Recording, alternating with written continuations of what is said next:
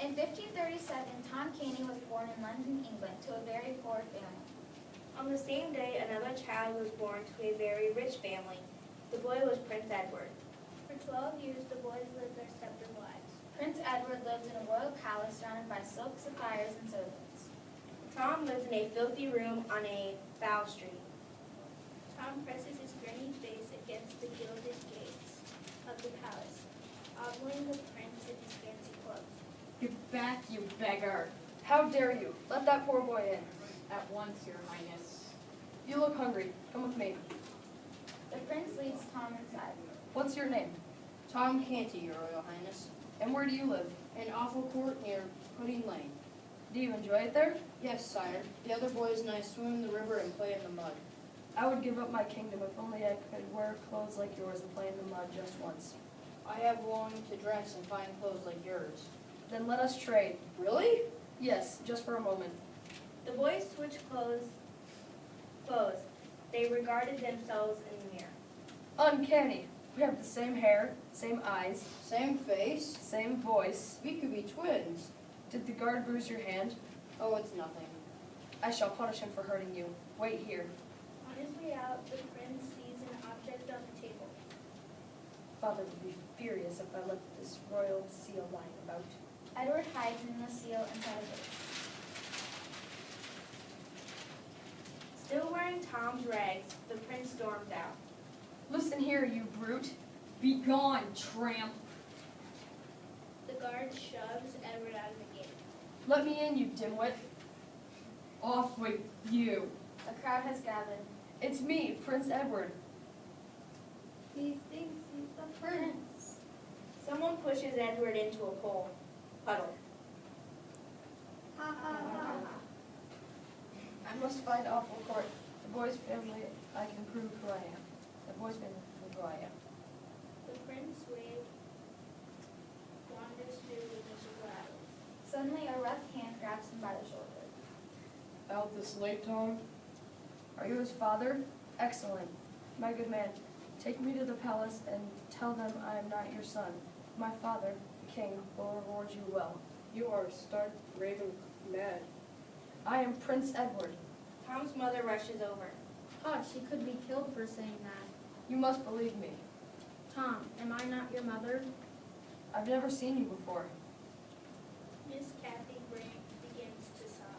At the castle, Tom waits nervously for the prince to return.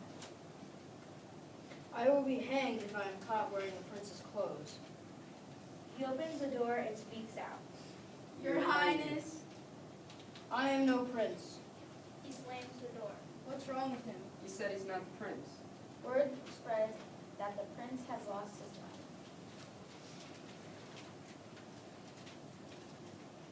Tom is brought to King Henry.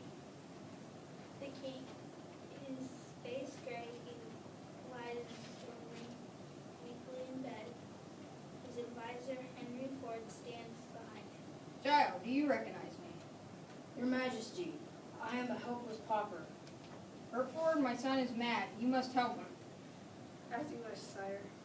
And bring me my royal seal. My lord, you gave it to the prince yesterday. They look at Tom. But I am not Prince Edward. My boy, you know I'm dying. Soon you will be king. Please, let me go home. You must not deny who you are.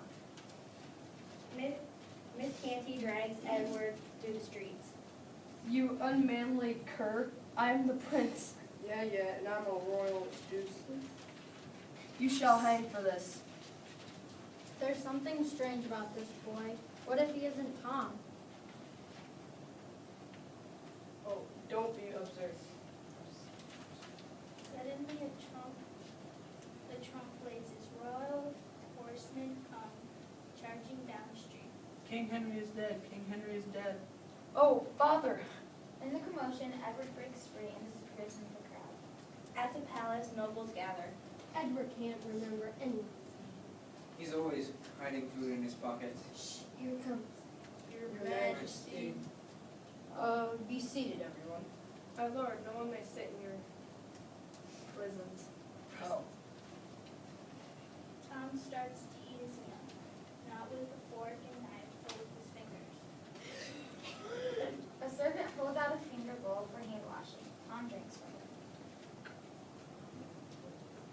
Edward shuffles down a muddy street.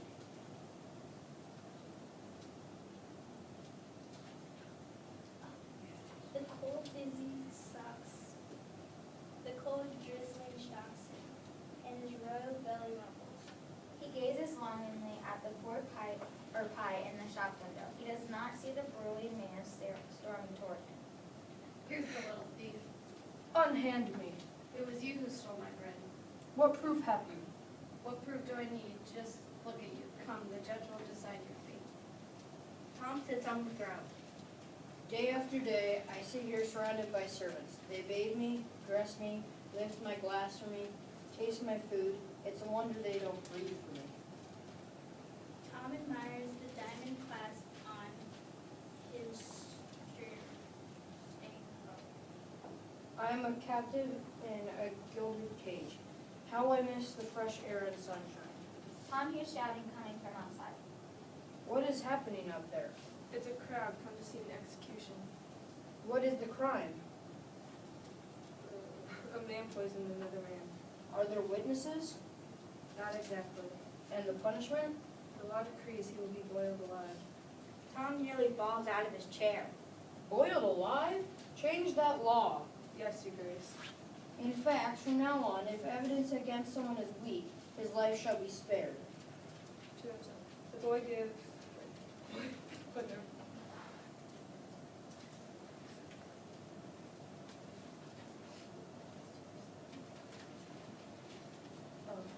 The boy gives life as easily as his father took it.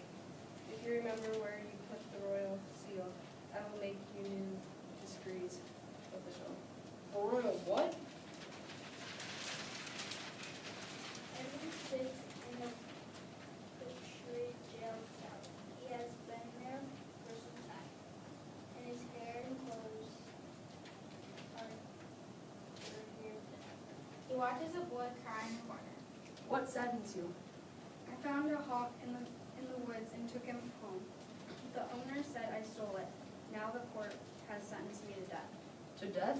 It is the law. Edward turns to a man crouching in the dirt. Why are you here, good sir? I wrote a pamphlet about England's unjust laws. Now I'm in prison for life. I must change these laws.